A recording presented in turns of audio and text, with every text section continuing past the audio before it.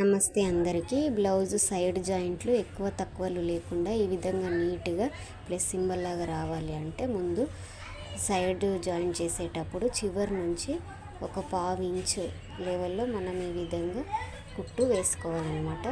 Cloth సాగకుండా ఉండాలంటే pins పెట్టి అయినా వేసుకోవచ్చు. ఈ విధంగా ఫస్ట్ ఒక స్టిచ్ వేసుకోవాలి.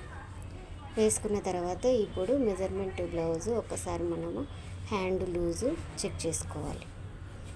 ఇలా హ్యాండ్ లూజు చెక్ చేసుకొని మార్కింగ్ చేసుకోవాలి. ఇలా హ్యాండ్ లూజ్ దగ్గర అదేవిధంగా ఆర్మ్ హోల్ లూజ్ దగ్గర మార్కింగ్ చేసుకోవాలి.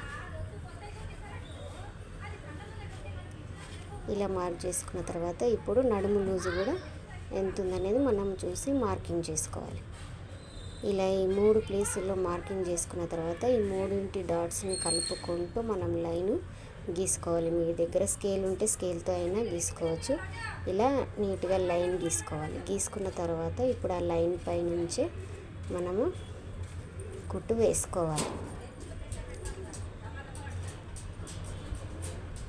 ఇలా కుట్టు వేసుకున్న తర్వాత దాని పక్క నుంచి మరో 2 కుట్లు, 2 లేదా 3 మీ ఇష్టం.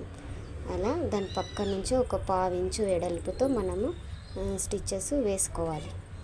ఇలా నీట్గా ఒకదాని పక్కన ఒకటి స్టిచ్చెస్ వేసుకుంటే చూడండి ఎంత నీట్గా ఉందో.